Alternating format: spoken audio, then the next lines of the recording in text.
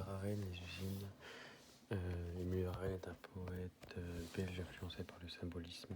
Son poème Les usines dans les villes tentaculaires, publié en 1896, dépeint l'industriel.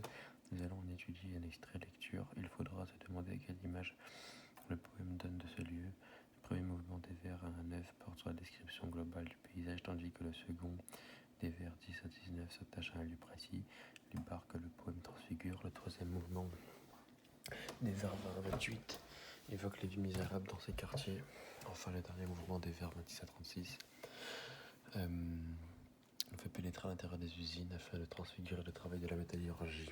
Premier mouvement, évocation d'un paysage industriel et de ses habitants, vers 1 à 9. Bilan.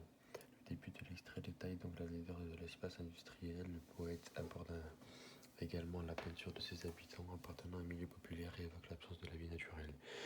Mouvement 2. Description des bars et de leurs clients, fin de la deuxième strophe, vers 10 à 19. Bilan. Si ce mouvement se rattache au précédent par la peinture des milieux sociaux populaires, il s'en détache par la transfiguration des bars.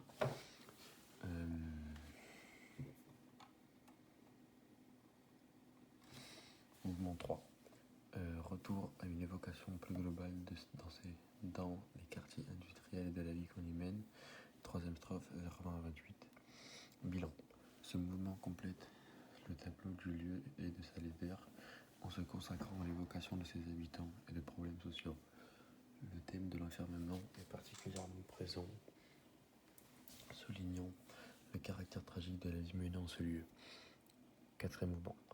Évocation, travail de la métallurgie, quatrième strophe, vers 29 à 36.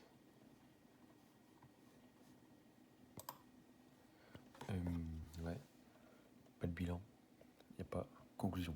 Conclu.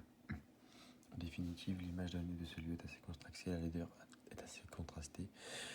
La laideur du paysage monotone et sinistre de ses habitants par leur apparence de leur mode de vie contraste avec la beauté des bars et l'aspect grandiose du travail industriel tel qu'ils sont traités dans le poème.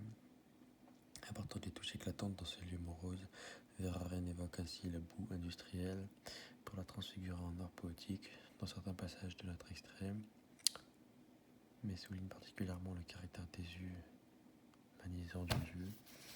Le poète, les humanisants du lieu, point. Les paysages industriels sont également un sujet d'inspiration picturale, comme Fabrique à Argenteuil de Gustave.